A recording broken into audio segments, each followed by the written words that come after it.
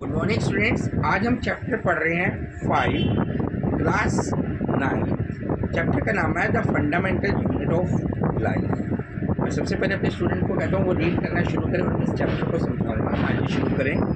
While examining a thin slice of cork, Robert Hooke saw that the cork resembled the structure of a honeycomb consisting of many little compartments. Yes, हम बात करते हैं Robert Hooke की। Robert Hooke ने था जो सबसे पहले बताया था कि लाइफ के बारे में, फंडामेंटल यूनिट ऑफ लाइफ की क्या होती है। कॉर्क जो लकड़ी का बना होता है, तो उन्होंने उसका जब परीक्षण किया तो उसके अंदर बड़े छोटे छोटे छेद थे। तो यहीं से शुरुआत हुई थी कि हम लाइफ के बारे में जाने की सबसे छोटी यूनिट क्या होती है। छेद बात कर रहा हूँ, छिद्र की बात कर रहा हूँ। ऐसे ही जो हमारा शरीर है, हमारे जो शरीर है वो छोटी छोटी चीज़ों से बना हुआ है, टिश्यूज से बना हुआ है। क्लियर? तो वो टिश्यूज जब बड़ा हो जाता है तो वो ऑर्गन्स हो जाता है। ऑर्गन्स के बाद जो हमारी बॉडीज या फिर बॉडीज के कई पार्ट्स बनते हैं और इस तरह हमारा एक स्ट्रक्चर बनता है। इस चैप्टर में सबसे पहले देखेंगे कि हमारे जीवन की सबसे छोटी चीज क्या है, अंश क्या है। Yes, Cork is a substance which comes from the bark of a tree. और एक सब्सटेंस होता है जो पेड़ की छाल से आता है। तो पेड़ की छाल की हम बात कर रहे हैं कि मैंने कहा छोटे छोटे, जब उस छाल को देखा गया तो उसमें छोटे छेद थे। तो उसके माइंड में आया कि क्या हर चीज़ के अंदर ऐसे ही फंडामेंटल होता है, क्या शुरुआत होती है क्या हर चीज़ के अंदर। यस, आगे बढ़े। This was in the year 1665 when Hooke made this chance observation through a self-designed microscope. हाँ, और ये कब का हो गया परीक्षण? 1665 और आज हम कहाँ हैं? 2023 मीन्स 400 ईयर्स पहले ही हमने देख लिया माइक्रोस्कोप से कि लाइफ का फंडामेंटल यूनिट्स कैसे स्टार्ट होता है। Robert Hooke called these boxes cells. और उन्होंने इसे सेल कहा गया और आज तक इसे हम सेल ही कहते हैं। तो शरीर में भी सेल हैं, तो प्लांट सेल्स भी होते हैं, ठीक है, एनिमल सेल्स भी होते हैं। Yes, Cell is a Latin word from a little room. हाँ, सेल का एक्चुअली मतलब क्या है? ये एक लैटिन वर्ड है, इसका मतलब होता है छोटा सा कमरा। This may seem to be a very small and insignificant incident, but it is very important in the history of science. हाँ, तो ये बहुत छोटा सा एक्सपेरिमेंट था, लेकिन इसने साइंस को चेंज कर दिया, हिस्ट्री, इतिहास ही बदल दिया साइंस का एक तरीके से। अच्छी, आगे पढ़े। This was the very first time that someone had observed that living things appear to consist of separate units. तो ये पहली बार था ये समझा गया कि जो जितनी भी जीवित चीजें हैं उनकी अलग अलग यूनिट्स होती। अब प्लांट्स हैं, they are also the living, the animals they are also the living. Yes, आगे पढ़ें। The used word of the cell to describe these units is being used till this day in biology. आज भी हम जीव विज्ञान में cell word को पढ़ रहे हैं। What are living organism made up of? अब हम इसको समझते हैं। Yes, पढ़े। Let us take a small piece from an onion bulb. हाँ, ओनियन का जो ओनियंस होता है, प्याज होता है, इसके छोटा सा छिलका है। आपको उसके अंदर भी सेल दिखेंगे जब आप माइक्रोस्कोप पर देखते हैं। तो यहाँ एक परीक्षण हुआ, तो इसके अंदर ये बच्चा आपको दिखाएगा माइक्रोस्कोप है। शो आउट द माइक्रोस्कोप बेटा। Microscope, this is the microscope. इस माइक्रोस्कोप के ऊपर हम छोटी से छोटी चीज़ों को रखकर उसके सेल्स के बारे में डिटेल्स में पढ़ते हैं। Yes, with the help of a pair of forceps. हाँ, और उसने चिमटी से की सहायता से उसके ऊपर के कवर को हटाया। Yes, we can peel off the skin called epidermis from the concave side slide inner layer of the onion. और फिर उन्होंने उसके प्याज के अंदर के लेयर्स को हटाकर देखा और जानना चाहा, this layer can be put immediately immediately in a watch glass containing water. हाँ, और इसे एक ग्लास में रखा गया जिसके अंदर पानी था. This will prevent the peel from getting folded or getting dry. हाँ, जिससे कि ये जो प्याज का छिलका था ये सूखे नहीं और गीला रहे और ये फोल्ड नहीं हो. What do we do with this peel?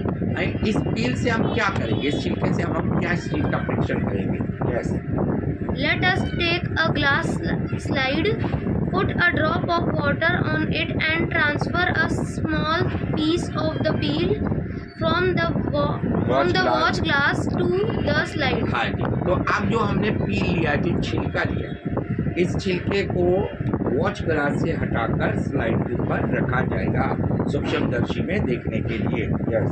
Make sure that the peel is perfectly flat on the slide. हाँ, और जो पील होता है ये बिल्कुल चौड़ा होना चाहिए, स्लाइड्स पर रहना चाहिए. A thin camel hair paint brush might be necessary to help transfer the peel. हाँ, तो आप ब्रश को भी यूज़ कर सकते हैं इस पील को ट्रांसफर करने के लिए, क्योंकि अगर अपनी उंगली को लगा देंगे तो उसका निशान आ जाएगा. इसे बहुत ही नरमी से हटाना पड़ता है. Yes. Now we put a drop of saffron solution on this piece, followed by a cover slip. हाँ, और इसके बाद एक इसके ऊपर कवर स्लिप लगाते हैं. Take care to avoid air bubbles while putting the cover slip with the help of maintaining needle. और हम हवा के जो बूंदे हैं उसको खत्म करते हैं और एक सुई का प्रयोग करेंगे. Ask your teacher for help. आपने टीचर से मदद मांगी. We have prepared a temporary mount of onion peel. हाँ, और आप एक ऑनियन पील को बना लेते हैं.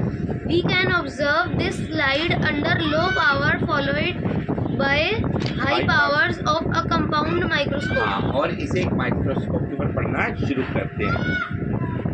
What do we observe as we look through the lens? हाँ, तो लेंस के थ्रू देखते हैं तो आपको क्या दिखाई देता है? ये नीचे वाले देखिए इस तरीके से अंश दिखाई देगा, ये चीजें दिखाई देगी जैसे हमने पढ़ा था cells, small rooms. Yes. Can we draw the structures that we are able to see through the microscope on क्या हम वो स्ट्रक्चर को देख सकते हैं जो इसके थ्रू बनाएंगे, माइक्रोस्कोप के थ्रू देखेंगे an observation sheet? हाँ, और इसको ऑब्जर्व करेंगे. Does it look like figure 5.2? हाँ, ये फिगर 5.2 की तरह दिखेगी जैसे अभी मैंने आपको रूल्स दिखाया.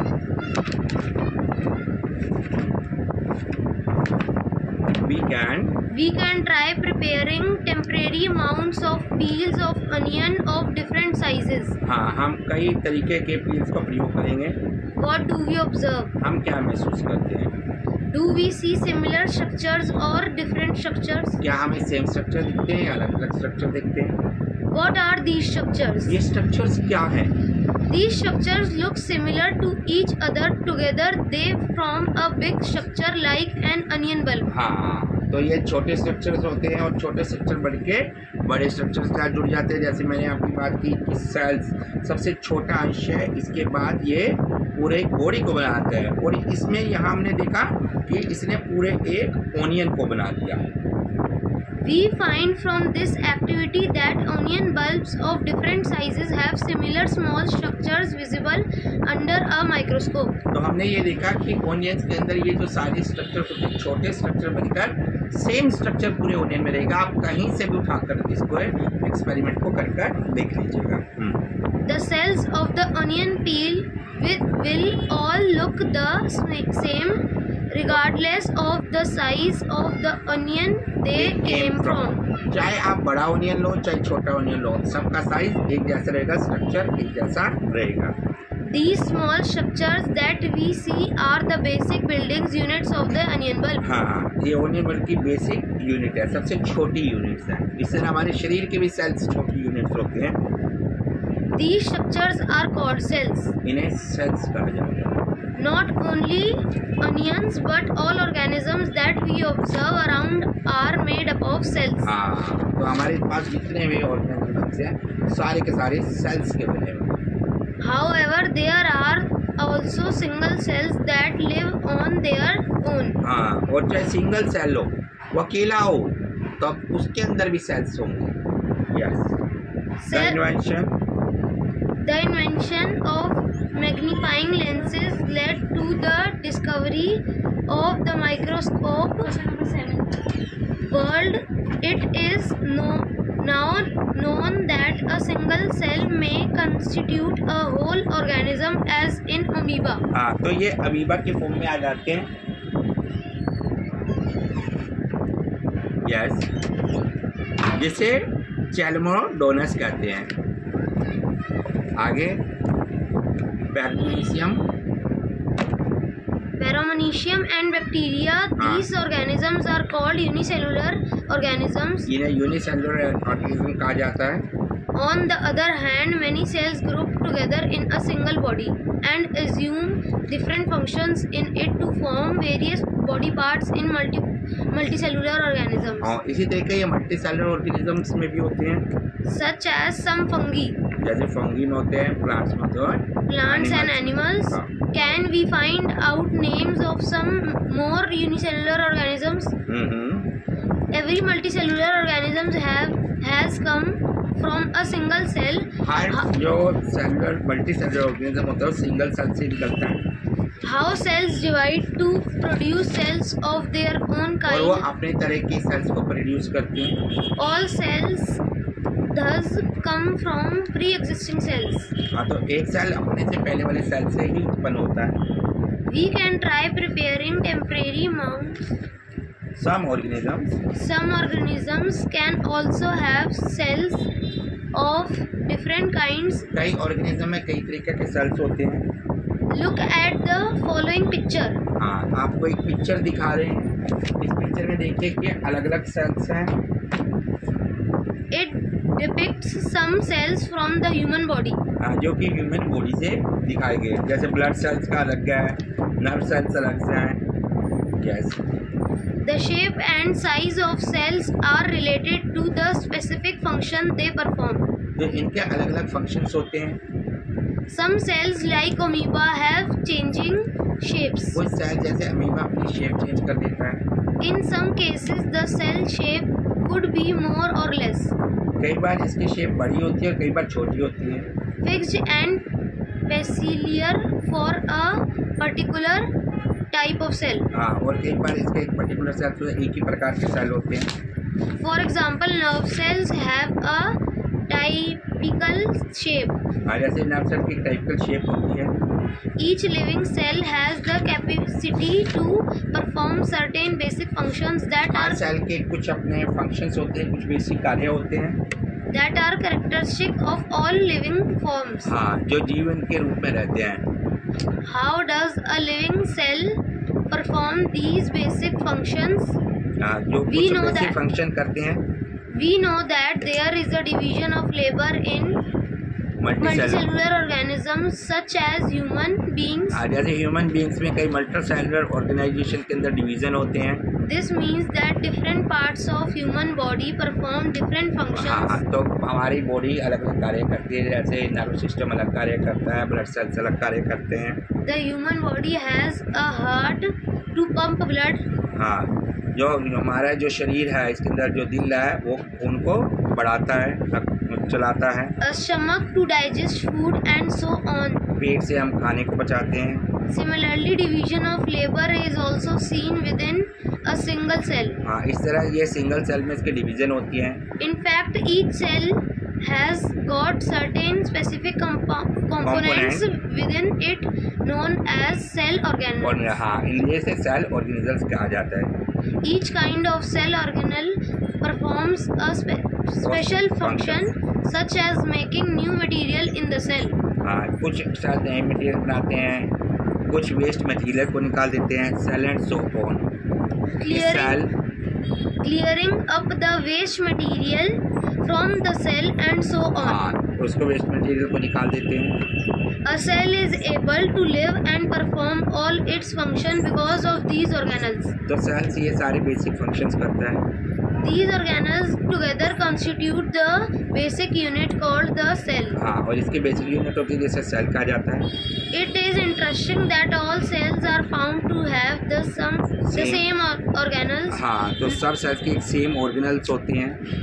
No matter what their function is or what organism they are found in. उनका क्या फंक्शन है और कौन से ऑर्गेनिज्म वो हैं. Thank you everybody. अभी हम नेक्स्ट टॉपिक को करेंगे नेक्स्ट वीडियो में, और आप मेरे चैनल को जरूर सब्सक्राइब कीजिएगा. मेरे चैनल का नाम है Sanjay English academy Delhi on the YouTube. आपको इसी तरह से टॉपिक्स डिटेल में समझाएंगे, और कोई भी आपको प्रॉब्लम हो तो आप मुझे कॉन्टैक्ट कर सकते हैं. मेरा कॉन्टैक्ट नंबर है 8368172957. Thank you everyone.